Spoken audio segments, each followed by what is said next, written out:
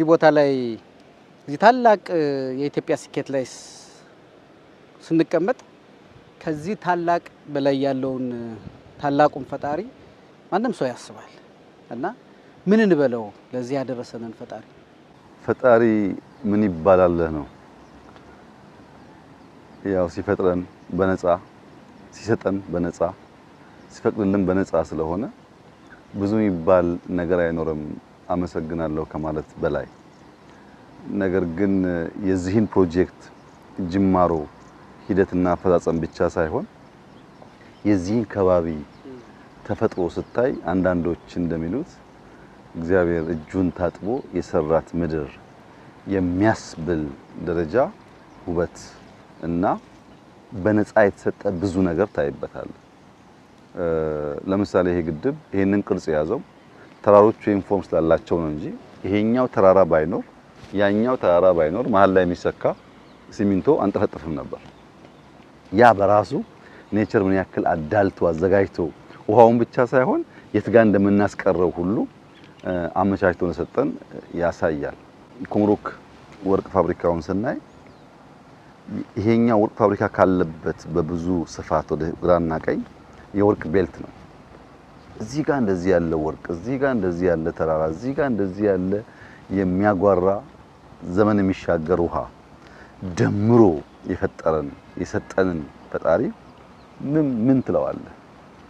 በብዙ ያዳላልን በብዙ የሰጠን እኛ ግን አይናችንን ገልጠን ማየት የተሳነን ሰዎች እንደሆን ይሰማኛል። እንዲያውም ማታ በጣም ሳሰላስል የነበረው በአፍሪካ ምድር ውስጥ እንደ ኢትዮጵያ በረሃብ በችግር በዲክሽነሪ ላይ የረሃብ ምልክት እስከመባል ፈጣሪ ምን ይለን ይሆን? እንደዚህ ያለ ምድር ሰጥቶን እኛ የተሰጠን አውቀን መጠቀም ተስኖን የረሃብ ምሳሌ መሆናችን እንዴት አዝኖብን ይሆን ብዬ ሁሉ እንዳስብ ያደርገኛልና እኔ እውነት ለመናገር በብዙ መመስገን ይገባዋል። ኢትዮጵያውያን ሙስሊሙም ክርስቲያኑም አማኝ ነው። በፈጣሪ የማያምን የለም። በፈጣሪ እጅ ስራ የማያምን የለም። ይሄንን አመስግኖ አድንቆ ወዶ መጀመር ጠቃሚ ነው ብዬ አስባለሁ። መጀመሪያ እዚህ ቦታ ሲመጡ ምን አዩ? ምን ነበር የተሰማውት? ዳኒ የመጀመሪያው ቀን ጉብኝቴና የዛሬው ጉብኝቴን በቃላት ፍሰት አስተሳስሬ በአእምሮ ውስጥ ስዕል ልቀርጽ አልችልም። በጣም የተለያየ ኤክስትሪም እሳትና ውሃ እንደማለት ነው። የመጀመሪያ ጉብኝቴ ስመጣ ልክ አሁን ኮሪደር እንደምንሰራው የፈራረሰ መንደር የሚመስል ነገር ነው የነበረው። በጣም ብዙ ነገር የተበላሸ ነው። ኦርደርሊ ነገር አታይም እና በጣም ተአዝኜ በጣም ተቆጥቼ የተነገረንና ምድር ላይ ያለው ነገር በፍጹም አይጣጣምም ብዬ በከፍተኛ ሀዘን ስሜትና በቁጣ ነበር የተመለስኩት። ያው በአካባቢ ያላችሁ ሰዎች እንደምታውቁት አሳዛኝ ጊዜ ነበር። ዛሬ ደግሞ በጣም ካልሚንግ ስፒሪት ከፍተኛ የእርካታ የግራቲቲዩድ ስሜት በውስጤ እንዲያደር ወደ ላይ አንጋጥጬ የተሰጠኝን እንድገነዘብና እንዳመሰግን የኢትዮጵያን ሕዝብ ጽናትና ብቃት እንዳይ በመሰናሰል በመደመር ውስጥ ምን አይነት ተአምር ሊሰራ እንደሚችል የተማርኩበት እጅግ አስደሳች የሆነ መንፈስ ነው ያለውና ሁለቱ በጣም ይቃረናሉ ይለያያሉ ለማለት ነው። የኢትዮጵያ መሪዎችም ኢትዮጵያውያንም ስለ አባይ መናገርና መጽሐፍ ከጀመሩ ሺህ ዓመታቶች አልፈዋል። ብዙዎቹም ሞክረዋል። በየዘመናቸው የሆነ ነገር ለማድረግ ጥረት አድርገዋል፣ አልተሳካም። አሁን እንዴት ተሳካ? ለምንድን ነው እነሱ ያልተሳካላቸው? ይሄም በጣም ሰፋ ያለ ሀሳብ ነው። የኢትዮጵያውያን ላለፉት በርካታ ዓመታት እንደዚህ ያለውን ወይም ከዚህ ያነሰውን ነገር ለመስራት መሻት ነበራቸው፣ ፍላጎት ነበራቸው፣ ሙከራዎች አድርገዋል፣ ከውጭ ሰዎች ጋር ተነጋግረዋል፣ ተጻጽፈዋል፣ ሙያተኛ ላይ ያስመጡ ሞክረዋል። እንዲያው ምንም አስበውት አያውቁም ልልህ አልችልም። ከሙከራ በተጨማሪ ለምሳሌ ጸሐፍትን ብትወስድ አባይ ጉድ ፈላበት፣ የአባይ መዘዝ፣ የአባይ ጓዳ የመሳሰሉ ጽሁፎች ያው እንደምታውቀው ተሰንደዋል። በርካታ ስንኞች፣ በርካታ ስነ ጽሁፎች፣ ዘፈኖች፣ እንጉርጉሮች ያልተባለ ነገር የለም። እንደው አንዳንዶቹን እንኳን ለማስታወስ አባይ በጣና ላይ ደልሎ ቤቱን ሰርቶ ቀረ ጊዜያዊ ነኝ ብሎ። አሁን ይሄ በጣም ጥልቅ ስንኝ ነው። አባይ መነሻው ግሽ አባይ ነው፣ ጣና ነው እና ጣና ላይ ደልሎ ወንድም ነኝ ወገን ነኝ አለሁ ብሎ ቤቱን ሰርቶ ቀረ ጊዜያዊ ነኝ ብሎ። የዚህን ናሬሽን ፓወር የዚህን ስንኝ ፓወር አቅለን ማየት የለብንም። እንደነዚህ ጉዳዮች ነው ተደጋግሞ እኛ ውስጥ ምሰሶና ማገር እየሆኑ ሐሳቡ ደርጅቶ አሁን ያለውን ቅርጽ የያዘው በየዘመኑ በነበረው ንግግር ነው፣ በትርክት ውጤት ነው። ለምሳሌ አንደኛው በጣም ተቺ የሆነው ስንኝ አባይ በጣና ላይ እንዴት ቀለደበት ለአንድ ቀን ነው ብሎ ዝንታለም ሄደበት ይላል።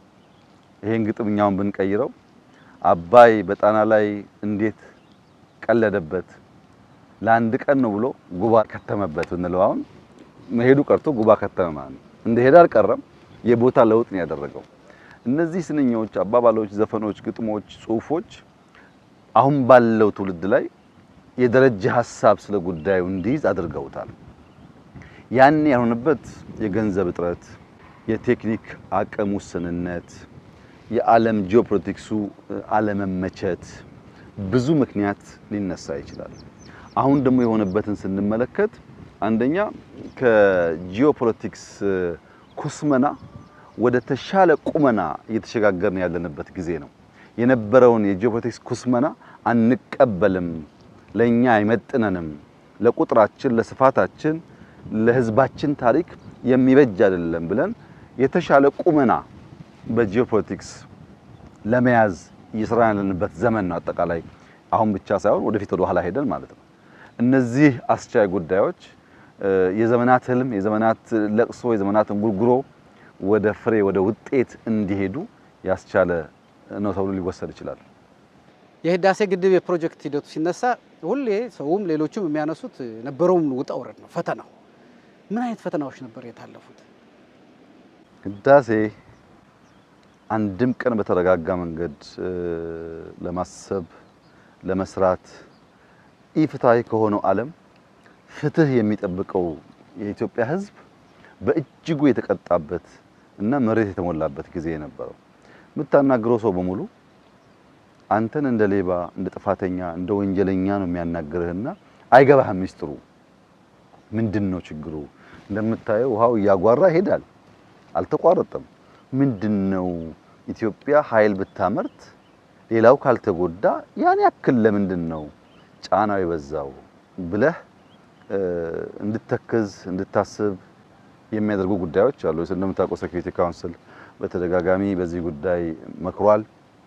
በጣም ብዙ ወዳጆቻችን መክረዋል፣ አስጠንቅቀዋል፣ አስፈራርተዋል። ብዙዎች አብረን ብንሰራ በፈቀድን በወደድን ነበር፣ ነገር ግን ይሄን ጉዳይ ካልተዋችሁት ብለውናል። የየዕለት ስራችን ውስጥ የሚታይ ነገር ነው። አንድም በመደገፍና በርቱ በሚል አይደለም፣ በጫና በገንዘብ ብታይ ዓለም ለካዚኖ ለሆቴል ብድር የሚያበድር የዓለም ተቋማት በሙሉ እንደዚህ ላለው ስራ አንድም ሰው ብድር አይሰጥህም፣ እርዳታ አይሰጥህም። ያለ ሀብት ውስን መሆኑ ፍላጎትህ ጋር የማይጣጣም ነገር በመሆኑ ምክንያት ትታሰራለህ። አየህ፣ ይሄ ዓለም ሲፈጠር ፈጣሪ ለሰው ልጆች ፍላጎት ለሰው ልጆች ዲማንድ በበቂ ደረጃ ሰርቶታል። ግን የሰው ልጆች ፍላጎት ከዲማንድ አልፎ ወደ መስገብገብ በሚሄድበት ሰዓት ያለ ማሟላት የሚያስችል ነገር አስቸጋሪ ነው፣ ሽሚያና ግጭት ይፈጥራል። ይሄንን በምን ታያለህ? በእኛ ስነ ቃሎች፣ ስንኞች፣ ግጥሞች፣ ዘፈኖች የሰማሁት አባይ ሳንጠቀምበት ፈሰሰ አንደኛው ቁጭት ነው። ሁለተኛው ቁጭት እና እውነተኛውም ቁጭት ደግሞ በጣም ሰፊ አፈር ከሰሜን ተራሮች እየወሰደ ይሄዳል ነው። ለሱ እንግዲህ ማስረጃው ያው አንተም አባይን ታውቃለህ። እንደዚህ ኩልል ያለ ውሃ አባይ መልኩ አይደለም፣ ምልክቱ አይደለም። ጣናና አባይ ላይ እኮ እንደው መለያው አባይ ድፍርስ ነው፣ ጣና አባይ ድፍርስ ነው። እዚህም ስትመጣ የሚታየው እሱ ነው። አሁን በቀና መንገድ ስታስብ እንዲህ ያለው ኩልል ያለ ውሃ ንጹህ ውሃ ሄደላቸው ለወንድሞቻችን ምን ተጎዱ ብለህ እንድታስብ ያደርግሃል። አፈር ደለሉ ያው እኛ ጋር ስለቀረ ለኛ ደግሞ አፈር በጣም ወሳኝ ነው። አፈር በሺህ ዓመታት የማይተካ ነገር ነው። መላው ኢትዮጵያ ሕዝብ ቢሰማው መጥፎ አይደለም ብዬ የማስበው እኔም እስከ ቅርብ ጊዜ ድረስ የነበረኝ እውቀትና ግንዛቤ አባይ ውሃውን ደግሞም አፈሩን አልፎ አልፎ አሳውን እና ግንዱን ተሸክሞ እንደሚሄድ ነበር። አሁን ግን ደለሉ የቀረውን ደለል ስናስፈትሽ ወርቅ እያገኘንበት ነው። ለካ አባይ አፈር ብቻ ሳይሆን የኢትዮጵያን ወርቅ ነው ከተራሮቻችን ላይ አጥቦ ሲወስድ የነበረው የሚል ተጨማሪ ቁጭት እንዲፈጠርብህ ያደርጋል። እንግዲህ አፈራችን፣ ወርቃችን፣ አሳዎቻችን፣ ግንዶቻችን፣ ዛፎቻችን ተወስደው አንድም ሰው ኑሩልን፣ እድሜያችሁ ይርዘም፣ ከእናንተ የተነሳ ይሄን አገኘን ሲባል ሰምቼ አላቅም። በአንጻሩ እንዴት ሀብታችሁን ትከላከላላችሁ፣ ትጠብቃላችሁ የሚል ቁጣና ተግሳጽ ነው የምሰማው። ያ ያሳዝናል። ውሃውን በሚመለከት ግን እንደምታየው እንኳን ሊቀር በስቶ ሬጉሌተር ሆኖ ነው እየተጓዘ ያለው እና የአባይ ጫና ያለፍንበት ነገር ስናጣ ከነበረው ነገር ጋር አስተሳስረ ስታየው ነው የክብደቱ ልክ የሚታየው። እንግዲህ ያው እንደምታውቀው ከውሃ ውስጥ ቁጭት፣ ሐዘን፣ ሮሮ ብቻ አይደለም፣ ያን አስቀረም ብቻ አይደለም ማለት ከዚያ ውስጥ ብርሃን ያወጣ ነው። ብርሃን ህይወት ነው፣ ነፍስ ነው። ከዚህ ግድብ ብርሃን ነው የወጣው። ከዚህ ግድብ ወርቅ ቀረ አፈር ቀረ ብቻ ሳይሆን ለብዙ ጨለማ ለወረሳቸው በደህንነት ላሉ ህዝቦች ብርሃን ፈነጠቀላቸው። ይሄ ነገር ለኛ ትልቅ ብስራት ነው፣ ለከባቢው ትልቅ ብስራት ነው፣ ለወንድሞቻችን ሁሉ ትልቅ ብስራት ነው። ይሄንን ብስራት ለማየት የወሰደው ጊዜ ቀላል አይደለምና ሂደቱ በአጠቃላይ እጅግ አታካች፣ አድካሚ፣ አሰልቺ፣ አጨቃጫቂ፣ ከዓላማ የሚያዛባህ ፍሬው ግን እጅግ በጣም ጣፋጭ ሆኖ ነው ዛሬ ያገኘሁት። ከፍሬው አንፃር ሲታይ መከራው ያው ታልፏል፣ ምንም አይደለም ማለት ነው። በሂደቱ ግን አሰልቺና ከባድ ነበር። እኔ በተገኘባቸው አንዳንድ የሁለትዮሽ መድረኮች ላይ ይገርመኝ የነበረው ነገር ምንድነው ራሱ አባይ ያለበትም ማስረዳት ነበር አንዱ የእርሶ ስራ የነበረው። አንዳንድ መሪዎች ራሱ አባይ የት ነው ያለው፣ እንዴት ልንገድበው ይችላል፣ የት ቦታ ሆኖ ነው የሚለው መረዳት ራሱ ይሄን ማስረዳት ከመነሻው አባይ እዚህ ነው ምንጩ፣ በዚህ ነው፣ በዚህ በኩል ነው የሚያልፈው፣ ወደዚህ ነው የሚሄደው፣ ከኢትዮጵያ ትልልቅ ተራሮች ነው እኮ የሚመነጨው የሚለው ማስረዳት በራሱ ለኔ በጣም ይገርመኝ ነበር። ምን ነበር በዛ አይነት ነገር አይነት ጥያቄዎች ሲመጡ አንድ ተፈጥሯዊ ባህሪ አለ። አንተ ብሬን ወሰድክብኝ፣ መነጽሬ ወሰድክብኝ ካልክ አንተ ከሳሽ እኔ ተከሳሽ ነኝ፣ ካንተ ተወስዷል እኔ ወስጄብሃለሁ። ይሄ ማንኛውም ኖርማል ጭንቅላት የሚያስበው ነገር ነው። እኛ ስንከሰስ የኖር ነው የሰው ነገር እንደወሰድን እንጂ የሚገባንን በጣም በጥቂቱ መጠቀም እንደጀመርን አይደለም። የሰው ይገባ የነበረ ከሌላ ቦታ ዘርፈን እንደወሰድን የሚያስቡ አሉ። አንዳንዶች እንዲያውም ውሃው ወደታች እንዳይፈስ ገድበው አስቀሩት የሚሉ ሁሉ አሉ። እንደምታውቀው ውሃው መገደብም አይቻልም። እኛ 74 ቢሊየን ሜትር ኪዩቢክ ወተር ይዘናል፣ ወይም 74 ትሪሊየን ሊትር ውሃ ይዘናል። ያን ይዘን ውሃ እንደምታየው በተርባይን ብቻ ሳይሆን በማስተንፈሻውም እየወጣ ነው ያለው። ከፍተኛ ውሃ ነው ያለው። ውሃ የመያዝ ፍላጎትም ግድቡ ብቃትም የለው። እንያዝ ምንም አንችልም። ያው እንደምታየው ትልቅ ባህር ነው እየተጓዘ ያለው። ግን የሰው ውስጥ ያለው ፐርሰፕሽን እንደዛ አይደለም። እኛ የሰው እንደወሰድን ነው። አባይ በዓለም ላይ ረጅም ጉዞ የሚጓዝ በጣም ትልቅ ውሃ ነው። ክረምት ከበጋ የማይነጥፍ ለሺህ ዓመታት ጉዞውን ያላቋረጠ የምንጩ ጥልቀት፣ የምንጩ ስፋት፣ የምንጩ እድገት ለይና ላንተ ግራ ቢያጋባንም ለሺህ ዓመታት ነን ስቶፕ ድምጹን ማጓራቱን ሳያቋርጥ የተጓዘ ውሃ ነው። ከዚህ በረከት በጭልፋ ልቋደስ ማለት በምንም መስፈርት ስተትና ወንጀል ሊሆን አይችልም፣ በንጹህ አእምሮ ቢታይ እና የኔ ስራ የነበረው አባይ ማለት ትልቅ ማለት ነው ከነስያሜው። ከዚህ ትልቅ ነገር ደግሞ ትልቅ ነገር ነው የሚጠበቀው። እኛ ግን ትንሹን ነው የጀመርነው። በዚህ በአባይ ተፋሰስ በርካታ ግድቦች ሰርተን በርካታ ኢነርጂ አምርተን አገራችንን ሳይሆን ከባቢው ልናበራ እንችላለን። ይሄን ስናደርግ ደግሞ ለታችኛው ተፋሰስ ሀገራት የሚገባቸውን ውሃ ሳናስቀር ይቻላል። እየተናበብን ምንጩ እኮ እኛ ጋር ነው። 80% እኮ ይሄ ናይል ለሚባለው የኛ ናይል አይደለም፣ የኛ አባይ ነው። የኛ አባይ በራሱ 10 ምናምን ተፋሰሶች ተደምረው የሚመጣው ውሃ ነው። የአንድ ምንጭ ውሃ አይደለም። እነዚህ አባይ የምንለው ውሃ ስሙን የሚቀይረው ካርቱም ሲደርስ ነው። ከሌላኛው ናይል ጋር ሲቀላቀል ነው ስሙን የሚቀይረው። እኛ የገደብነው አባይን ነው፣ ናይልን አይደለም። አባይን ገድበን ለማስቀረት ሳይሆን ኤነርጂ ለማምረትና በተገቢው ደግሞ የሚገባውን ውሃ ለማፍሰስ ነው። ይሄን ለማስረዳት ብዙ ሰው ያደክማል ብቻም ሳይሆን ኮምፕሬንድ ማድረግም ይቸገራሉ። የነበረው ናሬሽን ጉልበት ይሄኛውን አዲሱን ትርክ ለመስማት እና ለመገንዘብ ሰዎች ይቸገራሉ። ወደፊት ግን ለቱሪስት ሲከፈትና ሲያዩት ምን እያልን እንደነበረ ይገነዘባሉ ብዬ ተስፋ አደርጋለሁ። እነዛ ፈተናዎች እንዴት ሊፈቱ ቻሉ? መቼም ዲፕሎማሲ ፈተና እንደነበረው ይታወቃል። የኢኮኖሚ ጫና እንደነበረው ይታወቃል። ለዚህ መስሪያ ከገንዘብ እንኳን ለማግኘት የነበረው ውጣ ውረድ ይታወቃል። በየቦታው የነበረው የዲፕሎማቲክ ክሶች ነበሩ።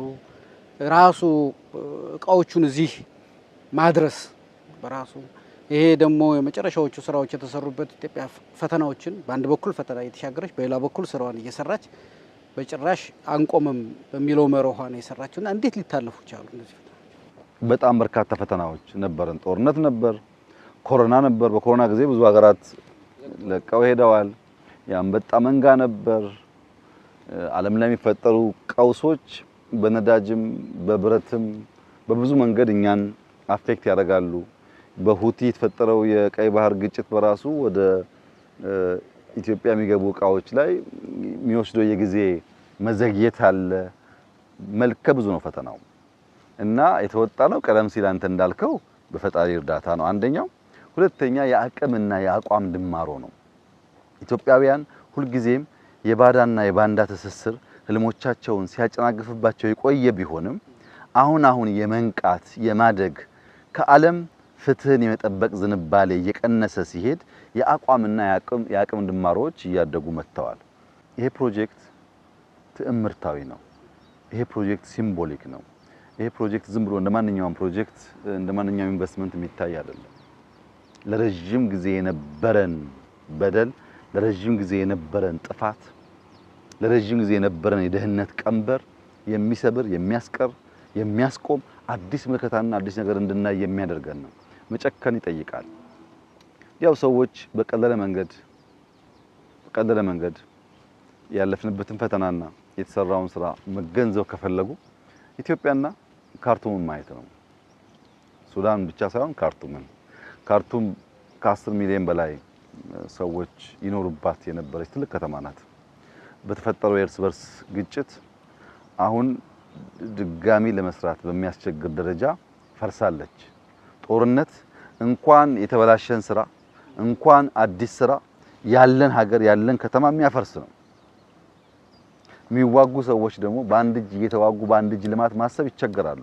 ያኛው ሰው ይበላል፣ ገንዘብ ይበላል፣ ጊዜ ይበላል፣ አቅም ይበላል። ይሄን አስታርቆ እንደዚህ ያለ ግዙፍ ነገር ማሳካት በሰው አእምሮና አቅም ይታሰብ አይደለም። ፈጣሪ ካረዳ በቀር ይታሰብ አይደለም። በዚያ ሁሉ ፈተና ውስጥ ሆነን ብናቆመው ኮሮና እኮ ነው ውጊያ ነበረብን ብንል በየትኛውም ሰው ጭንቅላት መስፈርት አሳማኝ ነው፣ ምክንያታዊ ነው። ምክንያቱም ጦርነት ያለ ሀገር እንኳን ፕሮጀክት ማዘግየትና ማቆም ቀርቶ የሰራው ይፈርስበታል። የኛ የሚያስደንቀው ባንዳዎቻችን ስራችንን እንዳያቆሙ እየተከላከል ስራችንን ለአንድ ቀን እንኳን ሳናቆም መስራታችን ነው። ግንባር በነበርኩበት ጊዜም ጭምር በየቀኑ ክትትል የሚደረግበት ስራ ነው እና የፕሮጀክት አስተዳደር ስርዓታችን የፕሮጀክት እይታችን በመቀየሩ ምክንያት የጀመርነውን የመጨረስ የጀመርነውን ለፍሬ ማብቃት በጣም ስር የሰደደ ቁርጠኝነት ስላለ አድካሚ፣ አሰልቺ፣ ከባድ ቢሆንም ተወጥተነዋል። ይሄ ፕሮጀክት ከብዙዎቹ ስራዎቻችን የሚለየው ለምሳሌ እኛ ኮሪደር ብለን አሳክተን ሊሆን ይችላል፣ ግሪን ሌጋሲውን አሳክተን ሊሆን ይችላል። ብዙ ጉዳዮች ጀምረን ጨርሰናል። እኛ ተናግረን ጀምረን ያልጨረስነው ስራ የለም እንደሚታወቀው። ይሄ ግን እንደዛ አይደለም። የተጀመረ ከዜሮ መጨረስና ተጀምሮ ኔጌቲቭ የገባ ነገር ማከም ለየቀል ነው። ይሄ ተጀምሮ ኔጌቲቭ የገባ ነው፣ የተበላሸ እንደማስነሳት ማለት የሞተ እንደማስነሳት ነው። የጠየቀን ተጨማሪ ገንዘብ፣ የተሰሩ ያልተገቡ ስራዎች አፍርሶ በአዲስ መንገድ ማሰራት፣ ዘ ሆል ጂኦፖለቲክስ የተፈጠረውን ጫና ከውጊያው ጋር ተቋቁሞ ማስፈጸም በጣም በጣም ከባድ ነገር ነበር። እኔ የታሪክ ተመራማሪዎች፣ ምሁራን ምንም ፖለቲካል ባያስ ሳይኖራቸው ከመሰረቱ ጉዳዩን እያጠኑ ቢጽፉበት ለትውልድ ብዙ ትምህርት የሚገኝበት ይመስለኛል። ኖርማሊ ጀምረን የጨረስናቸውን ጉዳዮች ከአባይ ጋር አላወዳደርም፣ ከህዳሴ ጋር አላወዳደርም። በጣም አድካሚ፣ አሰልቺ፣ አታካች ቢሆንም በፈጣሪ እርዳታ፣ በአቋምና አቅም ድማሮ፣ በህዝባችን ቁርጠኝነት እዚህ ባሉ ጀግኖች ሰራተኞች፣ አስደናቂ ሰዎች አሉ እኮ በዚህ ዌዘር ውስጥ እዚህ በረሃ ላይ ለአመታት ተቀምጦ ይሄን ነገር ማሳካት ቀላል ነገር አይደለም። ዛሬ ተሳክቶ ስናየው ድል ስለሆነ ፍሬ ስለሆነ ሊያጓጓ ሊያስደስት ይችላል። ፕሮሰሱ ግን ፔንፉል ነው። የሚያምን የነበረው በዚያ ውስጥ አልፎ ያሳኩ ጀግኖች ኢትዮጵያውያን ነበሩ። የሞቱ አሉ። እንደምታውቀው እያንዳንዱን ዕቃ ከጅቡቲ ይዤ ማምጣት ለወራት የሚፈጅ ጊዜ ጥበቃ ያስፈልገዋል። በየቦታው ብዙ ትናንሽ ሐሳብ ያላቸው ሰዎች ሀገራዊ ጥቅምን ሀገራዊ አቅምን ካለመገንዘብ ለተላኩላቸው አካላት ብቻ ፍላጎታቸውን ያሳኩ መስሏቸው ብዙ ሙከራዎች ተደርገዋል። ደም ጠብ አድርገን ላብ ጠብ አድርገን የውሃን ጠብታ ለቁም ነገር ያዋልንበት ስፍራ ነው። በዚህ መልክ ነው እኔ የምገነዘበው። እኔ ይሄን ፕሮጀክት ብቻ ሳይሆን ሌሎች ፕሮጀክቶችን ሳይ አንድ ለውጥ ማየው እና ምናልባትም እሱንም ለህዳሴንም ለውጤት ያበቃው የሚመስለኝ አንዱ ክትትል ነው። ፕሮጀክትና ክትትል በሂደት ስላዩት እንዴት ነው ለውጤት ሊያበቃ የሚችለው? ብዙ ጊዜ ሪፖርቶችን ማየት ወይም የሚቀርቡ ነገሮችን አይቶ መፈረም ወይም ደግሞ ባለሙያዎች የሚያመጧቸውን ሀሳቦች ተቀብሎ በስብሰባ ጉዳዮችን መጨረስ አንድ አካሄድ ነው። አሁን ደግሞ ማየው በአንድ ፕሮጀክት ላይ 20 ጊዜ 30 ጊዜ 15 ጊዜ እንደ ፕሮጀክቱ ስራ አስኪያጅ ተመላልሶ እያንዳንዱን ነገር ልክ ሰጎን እንቁላሏ እስኪፈለፈል ድረስ እንደምታደርገው ጥንቃቄ ደግሞ የሚደረግ ጥንቃቄ ደግሞ ያለው በየፕሮጀክቶቹ። እሱን እስቲ በህዳሴው እናስታውስ። አንድ ነገር ጀምሮ ለመጨረስ ማንኛውም ስራ ጀምሮ ለመጨረስ አንደኛ ጨርሶ የማየት አቅም ያስፈልጋል። ሳትጀምረው ጨርሰህ የማየት አቅም ያስፈልጋል። ሁለተኛ ያ ጨርሰህ ያየኸውን ነገር በርካቶች እንዲያዩት በከፍተኛ ዲሲፕሊን መትጋት ይፈልጋል። አንተ እኮ ጀምረው ጨርሰሃል ታውቀዋለህ፣ ግን ያ ያየኸውን ነገር አንተ ባየህበት ልክ ማሱ እንዲያይ በየቀኑ በየሰዓቱ በዲሲፕሊን መከወን አለበት። ይሄ የሚሰራው ለግድብ አይደለም።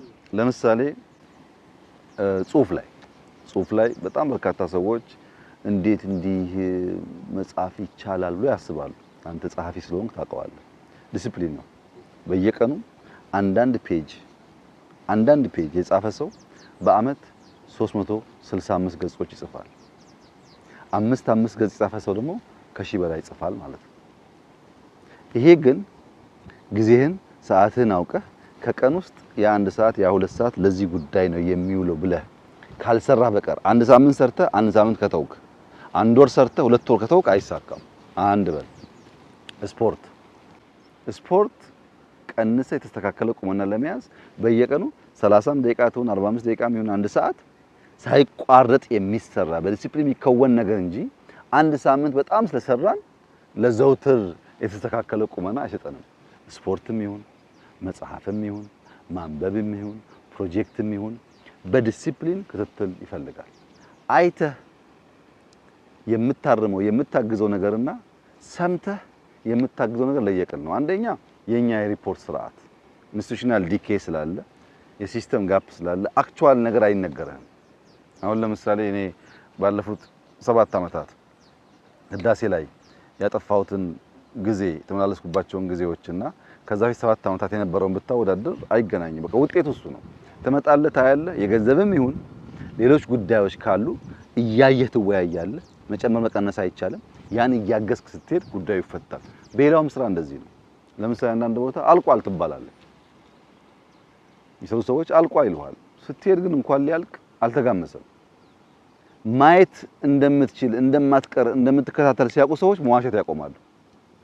መጥቶ ያያል ካዩ ደግሞ ችግር ነው ብሎ ስለሚያስቡ መዋሸት ያቆማሉ። ይሄ ጉዳይ አድካሚ ነው። ረፍት አልባ ጉዞ ነው። አድካሚ ነው። ያየኸውን ነገር ጨርሰህ የብዙዎች ደስታ ሲሳይ ማድረግ የምትፈልግ ከሆነ ክትትል ዲሲፕሊን ወሳኝ ነው በሁሉም ስራ መስክ። ያን የሚያደርጉ ሰዎች ይሳካላቸዋል። ሰው ጠዋት ኤርሊ ለመነሳት ፍላጎት ከሌለው ስለ ድል፣ ስለ ኤክስኪዩሽን፣ ስለ መጨረስ መተው አለበት። ጠዋት እየተኛ ድል የሚባል ነገር የለም። ጠዋት መነሳት በብዙ መልኩ እንቅልፍን ነው ማለት አለብህ ማለት ነው። ይሄን ደግሞ ለመማር ከእናት ማየት ነው። ዘነበ ትነሳለች፣ ሳተኛ ተረብሾ ማታ በሆነ ምክንያት እንቅልፍ አልተኛው ጠዋት አትቀርም ትነሳለች። ደከመኝ ትቀራለች። አሟት ወገቧን ሳት ትነሳለች። አንተን ቁርስ አብልታ ለመሸኘት ያ ጥንካሬ አንተን ሰው አድርገዋል። ሲሚላር ጥንካሬና ዴዲኬሽን ደግሞ ስራዎች ይጨርሳል። ምንማረው ከእናቶቻችን ከቤታችን የተጉ እናቶች ልጆቻቸውን ለፍሬ እንዳበቁ የተጉ ሰራተኞች ደግሞ ሀገራቸውን ለፍሬ አብቅተዋል። ይሄ ነው አሁን ኢትዮጵያ ውስጥ እየሆነ ያለውና ክትትል ዲሲፕሊን በጣም ወሳኝ ነው። ብቅ ጥልቅ ሳይሆን ኮንሲስተንትሊ መከታተል ያስፈልጋል። ብዙ ጊዜ ሐሳብ አይተኮኑ ሰዎች ሞቅ ይሉና እልም ይላሉ፣ አይሳካላቸውም። ኮንሲስተንት መሆን አለባቸው። ጨርሰው ማየት አለባቸው። ለዚያ ላዩት ነገር በቁርጠኝነት ቀን ከሌት የሚተጉ መሆን አለባቸው። ካልሰራህ እንዲህ የሚሆን ነገር ስትሰራ ትታገዛለህ። ካልሰራህ ግን የሚያግዝ ሰው የለም። አንዳንዶች ተቀምጠው ፈጣሪን በመለመን ብቻ የሚሳካ ይመስላቸዋል። አይሳካም። እንደሱ ፈጣሪ መሰጠቆ ከበቂ በላይ ሰጥቶናል። እኛንን ነካ ማድረግ ያቃተን። ነካ ስናደርግ እሱ ይጨምርበታል። ነካ ካላደረክ ግን ለትንሹ ያልታመነ ለትልቅ ስለማይታመን ማንም ድጋፍ አያደርግልህም። የውጩም እንደዚሁ ነው እና ዲሲፕሊንና ፎሎ አፕ ለሁሉም ስራዎቻችን ለግል ህይወታችንም በጣም ወሳኝ ነው። ለምሳሌ መድኃኒትን ብትወስድ በየቀኑ የሚወስድ ሰው መድኃኒት አንድ ቀን ሁለት ቀን እየተወ ቢወስድ የራሱን በሽታ ያባብሰዋል ማለት ነው። በሁሉም ነገር ዲሲፕሊን ያስፈልጋል፣ ኮንሲስተንሲ ያስፈልጋል፣ ኮንቲኒቲ ያስፈልጋል። የመጨረስን ጣዕም ለማጣጣም የሚፈልግ ሰው በዚህ ውስጥ የተያዘ ካልሆነ በቀር ስኬትን ማየት አስቸጋሪ ነው። በአካል ፕሮጀክቱን ከመከታተል በተጨማሪ እኔ እንደማቀው ሁልጊዜ ጠዋት ከስራ መጀመሪያ በፊት የህዳሴ ግድብ የትናንት ውሎ የነገ እቅድ እርስዎ ቢሮ አለ። ይሄ ይመስለኛል አንዱ የውጤቱ መነሻ። ለምንድን ነው እንደዛ የሚያደርጉት የነበረው? ህዳሴን እንደ ኖርማል ፕሮጀክት አድርጌ አልወስደውም። የዘመናት ቀንበር መሰበሪያ መታጠፊያ፣ የታሪክ መታጠፊያ መስመር አድርጌ ነው የማስበው። እንደምታውቀው አባይ ለዘመናት ሲሄድብን ኖሯል። አባይ ለዘመናት ሲሄድብን ኖሯል ማለት ውሃ ከሄደብህ አንተ ጠፍተሃል ማለት ነው። ውሃ የሚሄድብህ ከሆነ ጠርጎ ነው የሚሄደው። እንደዚህ የሚያጓራው ኃይለኛው አይደለም ውሃ። የህዳሴ እሳቤ ደግሞ ውሃ እንዲሄድብን ሳይሆን እኛ ውሃ ላይ እንድንሄድ ነው። ቦት ሰርተን ጀልባ ሰርተን ውሃ ላይ መሄድ እንድንችል፣ አሳ ማደን እንድንችል፣ ያስቀረውን አፈር መርምረን ወርቅ ይኑሮ አይኑሮ መለየት እንድንችል ነው። ውሃ ላይ ለመሄድ ሰርቫይቭ ማድረግ አለብህ። ውሃ ከሄደብህ ሰርቫይቫል የለም። ይሄ ሲሄድብን የኖረ ውሃ ሀብት ብቻ ሳይሆን ህልማችንን ጭምር ስለሆነ ሲሄድ የነበረው ያንን ገቶ ውሃው ላይ መጓዝ ውሃው ላይ መጠቀም ለመጀመር የተለየ ክትትልና ስራ ይጠይቅ ነበር። ያው እንደምታውቀው እኔ ከሳምንት 7ቱም ቀን በሚባል ደረጃ ከአንድ ሰዓት በፊት ቢሮ ነው ያለሁት እና ቢሮ ስገባ ብዙ ሰው በማይኖርበት በማይገባበት ሰዓት ሰራተኛው እስከሚገባ እንደነዚህ አይነት ቅድሚያ የሚሰጣቸውን ጉዳዮች ነው ማየው። እንደዚህ አይነት ደግሞ በጣም የሚከታተሉ ሰዎች እኛ አካባቢ እንዳሉ ታውቃለህ። ቢሮአችን በጣም ዲቮትድ በሆኑ ሰዎች የተሞላ ነው።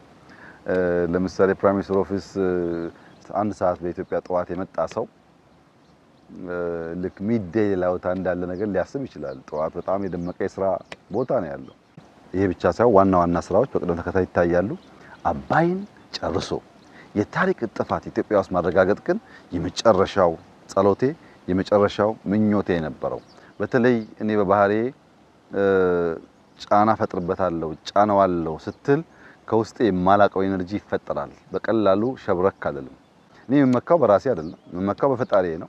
ግን የሚመኩ ሰዎች ሲበዙ የበለጠ መጨከን መትጋት እንጂ ወደ ኋላ ሸብረክ ማለት ባህሪና ልምድ የለኝም። ባህሪ እንደዛ አይደለም። ብዙዎች የማያውቁትም ይሄንን ነው። ነካክተው ይመስላል ሲነካኩ ይብስብኛል። እና ይሄ ጉዳይ ደግሞ እንደምታውቀው በጣም በመነካካት የተሞላ ነው በሁሉም መስመር። እና ማለቅ አለበት የሚል ቁርጠኝነት ነበረኝ። ሲያልቅ ግን ሰዎች የሚጎዳ መሆን የለበትም። እኛ ስንጠቀም ሌሎችን የሚበድል የሚጎዳ መሆን የለበትም። ፌርነሱ ያስፈልጋል።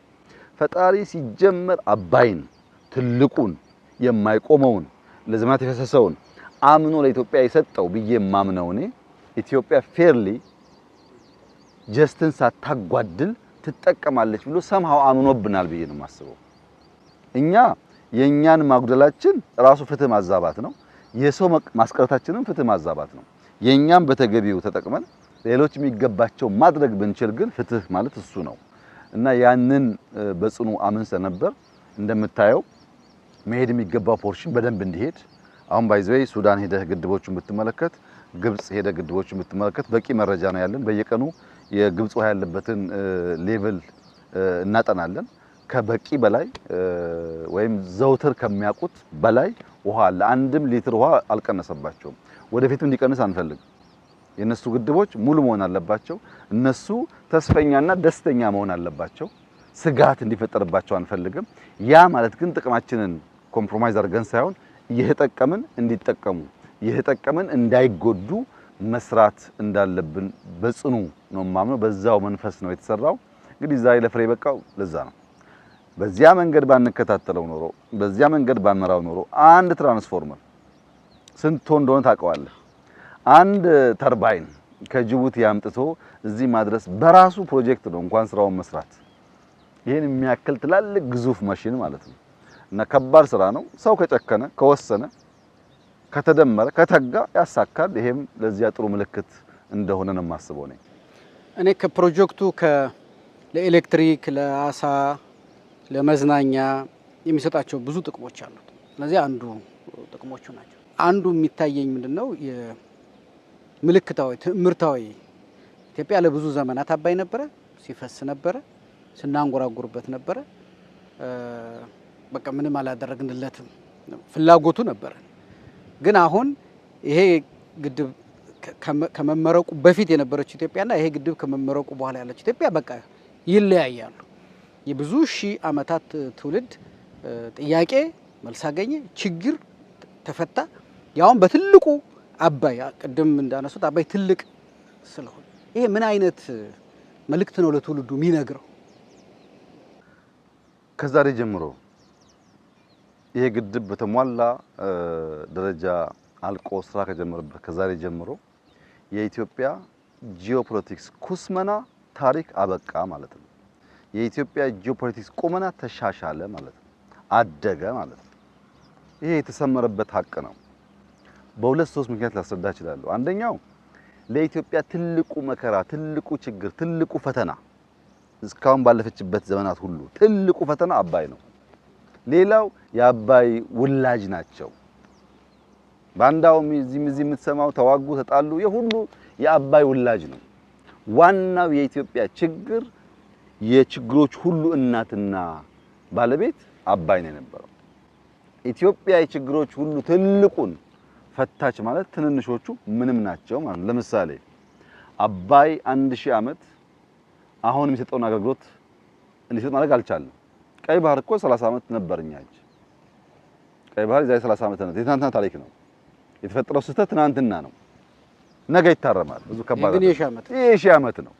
የሺህ ዓመት ያልተሞከረ ነገር ነው የተፈታው። ከዚያ ቀይ ባህር ያሉ በደህንነት ውስጥ ነው ያለነው፣ ወይም ስንዴ በቂ ያላመረትንም፣ ወይም ከተሞቻችን ለሰው ልጅ ሊበብል አይደሉም፣ ወይም ማዕድን አላወጣንም።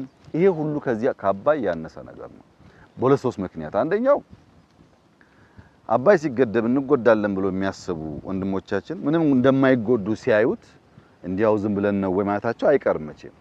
አትሊስት ምሁራኖቻቸው የነቁ ሰዎቻቸው የታል ጉዳቱ ማለታቸው አይቀርም። በፍጹም ጉዳት አያመጣባቸው። ይሄ ነገሩ እንዲረግብ ያደርገዋል። ሁለተኛ በባዳዎች መላክሱሳቸው የሆኑ ኃይሎች ባዳዎቹ ረገብ ሲሉ ባንዳዎቹ ይመናመናሉ። ሶስተኛ እና በእርግጠኝነት ነገር የምፈልገው ነገር በሚቀጥሉት 5፣ 10፣ 15 ዓመታት ኢትዮጵያ ውስጥ እንደ ህዳሴ ያሉ ትላልቅ ሜጋ ፕሮጀክቶች እንጀምራለን። በቃ ጀምረን እንደምንጨርስማ አየነው እኮ፣ መስራት እንደምንችል አወቅነው እኮ። ይሄንን ከሰራን ምን ይሳነናል? አባይ ከተፈታ አባዩ ትልቁ ከተፈታ ትንንሹ ይፈታልና በጣም በርካታ ሜጋ ፕሮጀክቶች ይኖሩናል። እነዚህ ምን ያደርጋሉ? ኢኮኖሚክ ስፍራችንን ያስተካክላሉ። ምንም ጥርጥር የለውም። በእያንዳንዷ ቀን ኢትዮጵያ ከፍ ያለ ጉዳይ ጀምራ እየጨረሰች ኢኮኖሚክ ቦታዋን ታሻሽላለች። የደህንነት ስሟ ይቀለበሳል፣ የረሃብ ስሟ ይቀራል። የበለጸገች ፍላጎቶቿን የምታስከብር የምትጠብቅ ከዓለም የምትለምን ሳይሆን ልመናው ስንዴ ብቻ አይደለም፣ ፍትህም ጭምር። ፍትህ አንለምንም፣ ፍትህን እንጠብቀዋለን እንጂ አንለምንም። በመድሎና በአድሎ ከተሞላ ዓለም ፍትህ የሚጠብቅ የትኛውም ዓለም ብልጽግናን አስፓየር ማድረግ አይችልም። ይሄ ነው የተሸጠ ማንነት፣ የሶልድ አውት ሜንታሊቲ ያላቸው ሰዎች ሌላ ነገር ይጠብቃሉ። ስህተት ነው እሱ። እኛ ነን ፍትሃችን የምናረጋግጠው። እሱን ደግሞ በአባይ የተረጋገጠ ጉዳይ ነው። በሌሎቹም እንደዚሁ የተደገመ ይሄዳል። በጂኦፖለቲክስ ውስጥ ኩስመና ይቆማል፣ ቁመና ይሻሻላል ስልህ ልክ በሩጫ አይን ተመልከተው። አሁን ቀነኒሳ በቀለ፣ ኃይሌ፣ ደራርቱ፣ ጥሩነሽ እነዚህ የምናውቃቸው ሯጮቻችን ለኦሎምፒክ ወይም ለወርልድ ሻምፒዮን ሲሄዱ ሩጫው ሊጀመር ሲል ከበብ ያለ ሰው ታያለ። እነዚያ ሰዎች ልክ ከተጀመረ በኋላ አንዳንዶች ይቀድማሉ፣ አንዳንዶች ትከሻ ይገፋፋሉ፣ አንዳንዶች በቅርብ ርቀት ይከተላሉ፣ አንዳንዶች ራቅ ይላሉ። በመጀመሪያውና ሁለተኛው ዙር አካባቢ ማን ሊያሸንፍ እንደሚችል መገመትም አትችልም። ትጨነቃለህ። አንዳንድ ሰው ችሎ አይቀመጥም፣ ወደ ቲቪው ይጠጋል። ነገር ግን የኛዎቹ አሸናፊ አድርጎ መስመር የሚያስቆርጣቸው ኮንሲስተንትሊ ያያዩትን ድል ለማግኘት ፔሳቸውን እየቀነሱ ሳይሆን እየጨመሩ ሲሄዱ ነው። እየጨመሩ ሲሄዱ ኃይል ሲሸጋሸግ ታየዋለህ። ምን ይሆናል? ቀድሞ የነበረው መቅረት አይደለም፣ መዘግየት አይደለም፣ ቆሞ ታዛቢ ይሆናል። ከ10 ደቂቃ ፊት የቀደመው ሰውዬ አሯሯጭ ነው፣ ወጥቶ ታዛቢ ይሆናል። ይሄ ትከሻ ይገፋፋ የነበረው ተከታይ ይሆናል። ተከታይ የነበረው ሁለቴ አንዴ ታጥፎ ታዛቢ ይሆናል። ተመልካች ይሆናል፣ ታዛቢ ይሆናል፣ ተከታይ ይሆናል። የኛዎቹ አንበሶች ደግሞ ቆርጠው ወርቅ ይወስዳሉ። ይሄን ነው የምታየው በኢኮኖሚያ ፖለቲካው። ሩጫ ውስጥ ብዙ ከበባ አለ። አለሁ የሚል ከግራ ከቀኝ ብዙ ነው። ኮንሲስተንትሊ ፔስን ሳትቀንስ ሩጫውን ስታፋጥን የሚፈጠረው ነገር ምንድን ነው? እነዛ ትከሻ ይጋፉ የነበሩት በዚያ ስፒድ በዚያ ዴዲኬሽን ማድረግ ሲያቅታቸው እየወረዱ ወይም ይታዘቡሃል፣ ወይ ይከተሉሃል፣ ወይ ደግሞ ያንተን ፍጥነት እያዩ ይገረሙብሃል። አንተ ግን ትጨርሰዋለህ። የኢትዮጵያ መጻኢ ታሪክ ይሄ ነው። ከበባው አለ፣ አብሮ ሯጩ አለ፣ ትከሻም ይገፋፋው አለ። በከፍተኛ ፍጥነት በሁሉም ዘርፍ ሮጠን የመጨረሻዋን መስመር ቆርጠን ብልጽግናችንን እናረጋግጣለን። ትልቁን ችግር ትልቁን ፈተና አባይ የሚባለውን ፈተነዋል። የ2018 የኢትዮጵያ የማንሰራራት ዘመን ነው ብለው ነበር።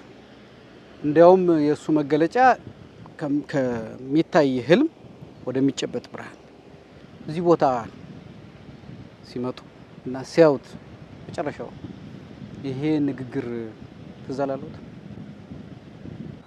እኔ ይሄንን ጥያቄ የመንግስትን የስራ ኃላፊዎች ብጠይቃቸው ራሴ ደስ ይለኛል። ምክንያቱም የዛሬ 3-4 ዓመት ገደማ በ2018 የኢትዮጵያ ስራዎቻችን፣ ልፋቶቻችን፣ ድካሞቻችን ፍሬ አፍርተው ከሀሳብ ወደሚጨበጥ ነገር ይቀየራሉ የሚል ሀሳብ ስንጋራ ስንወያይ ጥቂት ዓመታት አልፈዋል።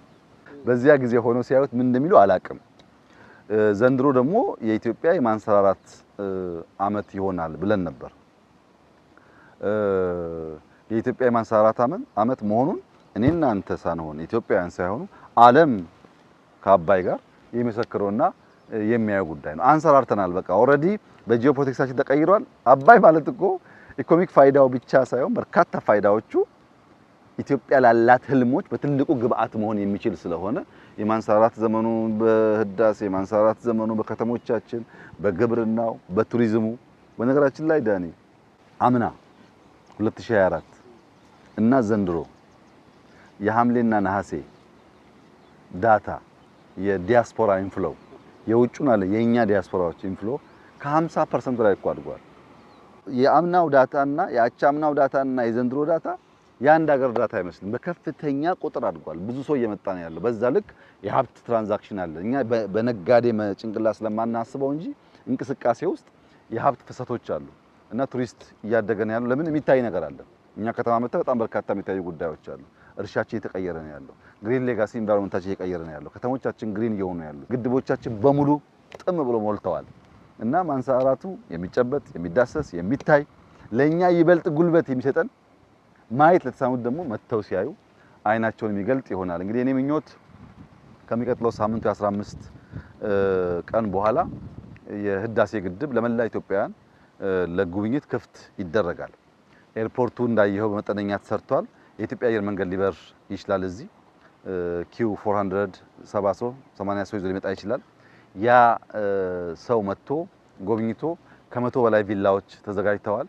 አድሮ መሄድ ይቻላል። ቀድሞ ቡክ አድርገው መጥተው ይሄንን አባዩን ችግር ይሄንን የዘመናት ቀፍድዶ የያዘን ኢትዮጵያ ትልቁን ፈተና እንዴት ይህ ትውልድ ሰብሮ እንዳስቀረው ማየት መማር የሚኖርባቸው ይመስለኛል። ይሄንን ጉዳይ ስናነሳ ታሪክ የምንሻማ ሳንሆን ታሪክ የምንሰራ ትውልድ መሆናችንን ማሰብ ያስፈልጋል። አባቶቻችን አልመዋል፣ ተክተዋል ብያለሁ። ብዙ ጸሐፍት ጽፈዋል፣ ዘፋኞች ዘፍነዋል፣ በቲያትር በድራማ ተሰርቷል። በብዙ መንገድ አባይ ሰዎች በተሰጣቸው ጸጋና ብቃት ልክ ተናግረውለታል። ያም ሆኖ ግን 2003 ዓመተ ምህረት የቀድሞ የኢትዮጵያ ጠቅላይ ሚኒስትር መለስ ዜናዊ በህይወት እያሉ የጂኦፖለቲክስ ሁኔታው የኢትዮጵያ ኢኮኖሚ ሁኔታና አጠቃላይ አካባቢያችን ላይ ያለው ሁኔታ ምቹ ሆኖ ሲያገኙት ዲዛይኑ የቆየ ቢሆንም ሐሳቡ የቆየ ቢሆንም በዚያ ምቹ ጊዜ ውስጥ ወስነው አሁን ነው ኢትዮጵያ ህዳሴ መገንባት ያለባት ብሎ ወስነው ማስጀመራቸው ሊመሰገን የሚገባው ከአንድ ሀገር መሪ የሚጠበቅ ተግባር ተደርጎ መገለጽ አለበት። በእርግጥ ያው እንደምታውቀው ጠቅላይ ሚኒስትር መለስ ይሄንን ስራ ጀምረው በአመቱ ነው ያረፉትና እሳቸው በህይወት እያሉ ገና ምንም ካምፕ ስራ ከዝግጅት ያለፈ ነገር አልነበረም። በጣም መጠነኛ እንቅስቃሴ የነበረው አንድ አመት ብቻ ስለቆዩ ማለት ነው። ያም ቢሆን ግን ለማስጀመራቸው ከፍተኛ ዋጋ ሊሰጠው ይገባል። ሁለተኛ ከሳቸው በኋላ የነበሩ ጠቅላይ ሚኒስትር ኃይለ ማርያም ከተረከቡበት ቦታ ነገርየው የተንገዳገደ ሰምዌር እንደስ ያደረጉት ጥረት ለሳቸው ምስጋና ይገባቸዋል። እዛ ጋር የነበረው ውስንነት ብዬ የማስበው እኔ የፕሮጀክት ማኔጅመንት ውስንነት ነው እና አጠቃላይ ኢትዮጵያ ፖለቲካ ያን የነበረው እሳቤ በአንድ በኩል ለመስራት ካለ ፍላጎት፣ በሌላ በኩል ደግሞ ምሰራውና አቅምህን ካለማወቅ ባለ ግጭት የተፈጠረ ውስንነት ቢኖርም እነዚህ ሁለት መሪዎች ሪኮግናይዝ መደረግ አለባቸው። ኦፍ ኮርስ የአጀማመሩና በኋላ የነበረው ስራ አሁን ካለው አጨራረስ ጋር ሊወዳደር የሚችል ጉዳይ አይደለም። በዚያ ዘመን ውሃ መያዝ ስላልነበረ አጨቃጫቂው ዋና ጉዳይ ውሃ መያዝ ነው። አጨቃጫቂው ዋና ጉዳይ ግድቡ መጨረስ ነው። ገንዘብ አመንጭቶ ማሽኖቹን ማምጣት ነው።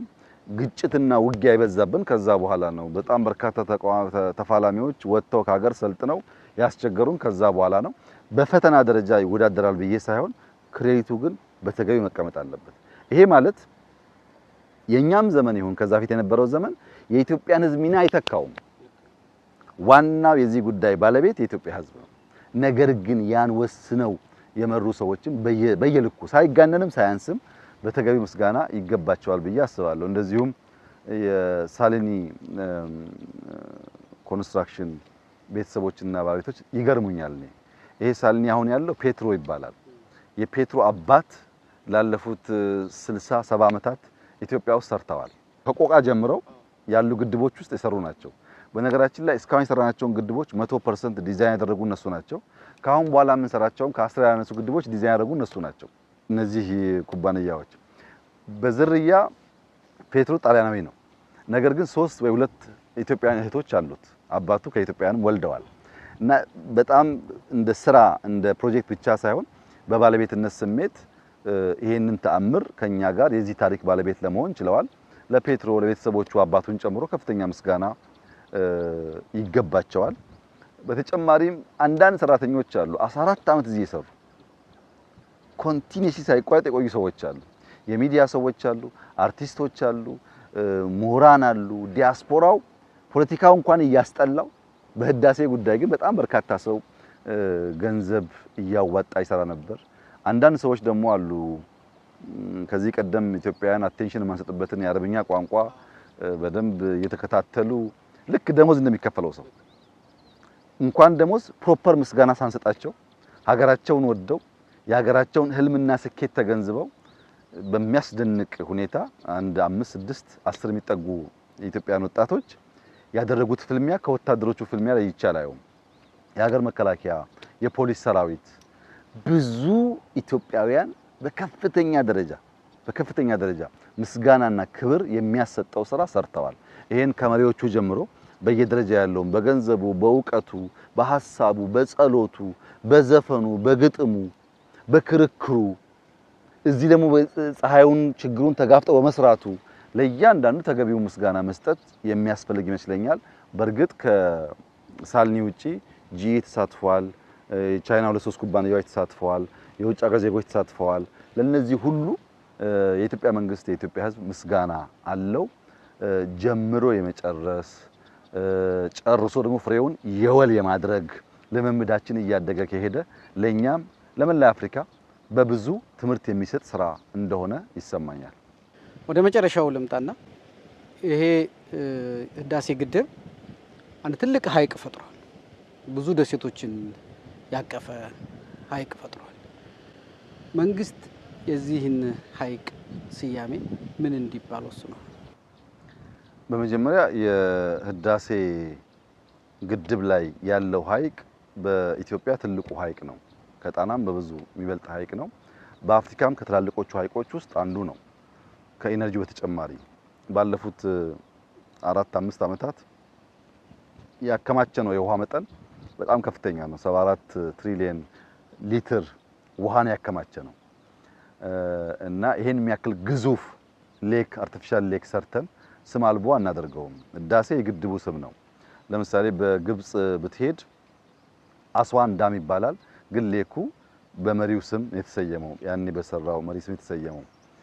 በብዙ ሀገራት የሌክና የግድብ ስሞች ይለያያሉ። እኔ ይሄንን ሌክ ብንሰይመው ብዬ ከጓደኞቼም ጋር የተመካከርኩበትና ያሰብነው የወል ነገር ቢሆን ይሄ የህዳሴ ግድብና የህዳሴ ሐይቅ ከአንድ ግለሰብ፣ ከአንድ ቡድን፣ ከአንድ ሰው ጋር የሚያያዝ ነገር አይደለም። የብዙዎች የሐሳብ፣ የሀብት፣ የጉልበት፣ የላብ፣ የደም ድምር ውጤት ነው። የሞቱለት ሰዎች አሉ። አንድ ቢሆን በሱን ሰይማለን፣ ግን በርካቶች ናቸው። የቆሰሉለት ሰዎች አሉ። አንድ ቢሆን በሱን ሰይማለን፣ ግን በርካቶች ናቸው። ያዋጡለት ሰዎች አሉ። አንድ ቢሆን ችግር አልነበረውም፣ በርካቶች ናቸው። ወጥተው እንደተከፈሉ የተጨቃጨቁ፣ የተከራከሩ፣ የተሰዳደቡ ሰዎች አሉ። አንድ ቢሆን ችግር አልነበረውም፣ በርካቶች ናቸው። ይሄን የወል የሆነን ነገር ከአንድ ነገር ጋር ማያያዝ ሳይሆን የወል ስም መፈለግ ይጠይቃል እና የተግባባንበት ነገር ኢትዮጵያ ለሺህ ዓመታት በጠለቀ እንቅልፍ ውስጥ ነበረች። እንደዚህ ያለ ሀብት ወርቅና አፈር ይዞ እየሄደ ማየት መገንዘብ አልቻለችም። ያ በጠለቀ እንቅልፍ ውስጥ ስትሆን የሚሰማ ስሜት ነው። እንደዚህ ያለን ነገር ማየት የሚሳነ መተኛት ማለት በስጋም ያልተገለጠ አይን አእምሮም ደግሞ በተሟላ መንገድ ፈንክሽን የማያደርግበት ስርዓት ማለት ነው እና ያ ዴፕዝ ያለው እንቅልፍ፣ ያ ያልነቃ እንቅልፍ፣ ያ አጥር ሲደፈር፣ ግቢ ሲደፈር፣ አሳሞች ማሳ ውስጥ ገብተው ሲያበለሻሹ ለማስተዋል ለመከላከል የማያስችል የጠለቀው እንቅልፍ የነቃንበት የመጀመሪያው ምዕራፍ ስለሆነ ይህንን ሐይቅ ንጋት ብለነዋል። ንጋት ማለት ጎህ ሲቀድ፣ ንጋት ማለት ረጅሙ ጨለማ አልቆ ብርሃን ሲጀምር፣ የብርሃን ፍንጣቂ መታየት ሲጀምር ያለው ጊዜ ማለት ነው። ይሄ የብርሃን ፍንጣቂ የሚታይበት ጊዜ ሰው ከጠለቀ እንቅልፉ ነቅቶ የሚንጠራራበት፣ አይኑን የሚያብስበት፣ ለመንቃት ረጅም ጉዞ ለመጓዝ የቀኑን የውሎ እንቅስቃሴ ለመፈጸም የሚታጠቅበት ሰዓት ነው። ኢትዮጵያ አሁን ነጋላት። አሁን ጨለማው አበቃ። አሁን ምሽቱ ነጋ። ንጋቱ ግን ስራ የሚጠይቅ ከፊታችን የተዘረጋ መስክ ነው እና ይሄንን ሐይቅ ንጋት ብንለው ያለፍንበት የጠለቀ እንቅልፍ አብቅቶ ከፊታችን ያለ መልካም ስራ የሚጀምርበት የብርሃን ሲዝን መጣ ለማለት ሐይቁን ንጋት ግድቡን ደግሞ ህዳሴ ብንለው አይሻልም ወይ ብዬ አስባለሁ። እኔ ጥሩ ስያሜ ነው። ምክንያቱም ቅድም እንዳነሳነው የዘመን መክፈያ ሆኗል። በቃ ኢትዮጵያ የታሪክ ዘመን በህዳሴ ግድብ መጠናቀቅ ለሁለት ተከፍሏል። ከዚህ በኋላ ኢትዮጵያ ቅድምም እንዳሉት ትልቁን ከፈታች ትንሾቹ እንደማያቅታት ይሄ ማሳያ ሆኗል። ንጋት እንደሱ አይነት ጠባይ ያለው ይመስለኛል። ሰው ጠዋት ሲነሳ ከፊቱ ትልቅ ሀብት አለ። ቀን 12 ሰዓት ያንን ለመጠቀም የሚችልበትን እድል ያገኘበት ነው። እኛም የኢትዮጵያን ጸጋዎች ለመጠቀም የምንችልበትን እድል ያገኘንበት ጊዜ ላይ መሆናችንን ስለሚያሳይና ትውልዱ ሁል ጊዜ እሱን እንዲያስበው ሊያደርግ ይችላል ብዬ እገምታለሁ። ስለነበረን ቆይታ በጣም አመሰግናለሁ። ይህን ቆይታ ወደፊት ይመጣሉ ያሏቸው ፕሮጀክቶች ላይ ከዓመታት በኋላ እንደምንደግመው ተስፋ አደርጋለሁ። አመሰግናለሁ። እኔም እጅግ አድርጌ አመሰግናለሁ። መላው የኢትዮጵያ ሕዝብ እና የኢትዮጵያ ወዳጆች የንጋት ሐይቅ ባለቤት የህዳሴ ግድብ ባለቤት የሆናችሁ ኢትዮጵያውያን በሙሉ መታችሁ እንድትጎበኙ በሰራችሁት ስራ ደስታ እንዲሰማችሁ ለልጆቻችሁ ትክክለኛውን ታሪክ እንድትናገሩ አባይ ማደሪያ የለውም ግን ይዞ ይዞራል የሚለው ታሪክ ያበቃ መሆኑን በእያንዳንዱ ቤት ውስጥ እንዲነገር አሳዎችን ማጥመድ፣ ወርቆቻችንን የመለየት፣ ኢነርጂያችንን የማምረት ስራችን የጋራ መሆኑን እንድናስብ ከዚህ ግድብ 1 ቢሊዮን የሚጠጋ ዶላር በአመት ይጠበቃል። በ5-6-7 አመት ውስጥ ያፈሰስነውን ሀብት ይመልስልናል። ይሄን መልሰን ደግሞ ሌላ ፕሮጀክቶች ለማዋል ያግዛል። በመተባበር በመደመር አቅማችንን ሰብስበን ደምረን ይሄ የተሰጠንን መልክዓ ምድር ከዚህ በላይ በልጽጎ ልጆቹን አጥግቦ ሌሎች የሚተርፍበትን መንገድ ለመፍጠር በጋራ እንስራ። ከምናየው እዚያ ሩቅ ካለው ህልማችን ከምንሻው ከምንመኘው ህልማችን አይናችን ሳይነቀል በየቀኑ ተክተን ተደማምረን ተደማምጠን ተደጋግፈን ብንሰራ የኢትዮጵያን ብልጽግና ባጠረ ጊዜ ውስጥ ማረጋገጥ ስለሚቻል ለዚህ ምስክሩ ንጋት ሐይቅ ነው። ለዚህ ምስክሩ ህዳሴ ግድብ ነው። እንያያዝን በርታ። የኢትዮጵያን ብልጽግና እናረጋግጥ፣ እንጽና፣ እንቁም። የተሻለች ሀገር ያጣችውን መልሳ ቁጭቷን አስተካክላ ጸንታ የምትቆም ሀገር ለልጆቻችን ለማስረከብ በጋራ እንስራ ብዬ ነው የማስበው። በጣም በርካታ ችግሮቻችን በአናሎግ ዘመን የነበሩ ናቸው። በአናሎግ ዘመን አሸነፍን ብሎ የሚያስቡ፣ በአናሎግ ዘመን ተሳካልን ብሎ የሚያስቡ፣ በአናሎግ ዘመን ከለከል ብሎ የሚያስቡ ሰዎች በዲጂታል ዘመን ደግሞ እንዲሳካላቸው የሚፈቅድ ትውልድ መሆን የለበትም። ይሄ ዘመን ተቀይሯል። በዚህ ዘመን ውስጥ ደግሞ እኛ የተሻለ ዘመን ዋጅተን የሀገራችንን ጥቅም ማስከበር እንድንችል ከጎረቤቶቻችን ጋር በሰላም መኖር እንድንችል የኢትዮጵያን ፍላጎቶችና ጥቅሞች ላይ የማንደራደር እንድንሆን በጋራ እንድንቆም የማሞኘት የማባበል የመቀለድና የመግዛት ልምምድ የሚበቃበት ታሪክ እዚህ ጋር እንዲሆን አደራ ማለት ፈልጋለሁ። በእጅጉ አስደሳች ስራ ነው። ለመላ ኢትዮጵያ ሕዝብ እንኳን ደስ ያላችሁ። እንደዚህ አይነት ድል ይቀጥላል። እንደዚህ አይነት ዜና ይቀጥላል። እንደዚህ አይነት ስኬት ይቀጥላል። በጋራ ፍሬ የምናይበት፣ ፍሬ የምንቀምስበት፣ ፍሬ አጣጥመን ልጆቻችን የምናስረክብበት ዘመን ከፊታችን እንዳለ በልበ ሙሉነት መናገር ይቻላል። አንተም እንኳን ደስ ያለህ። መላ ኢትዮጵያ ሕዝብ እንኳን ደስ አላቸው። በእኛ ቀጠና ያሉ ወንድም ሕዝቦች እንኳን ደስ ያላቸው። ይሄ ግድብ ለግብጽም ሲሳይና ደስታ ነው፣ ለሱዳንም ሲሳይና ደስታ ነው። እኛ የማንንም መጉዳት አንፈልግም። በጋራ የማደግ የመልጸግ ፍላጎት ነው ያለን። የኢትዮጵያ ፖቴንሻል ከወጣ ለአፍሪካም ኩራት እና ብቃት ስለሚሆን በዚሁ መንፈስ በትብብር አብረን እንድንሰራ አደራ ማለት ፈልጋለሁ። እጅግ አድርጌ አመሰግናለሁ።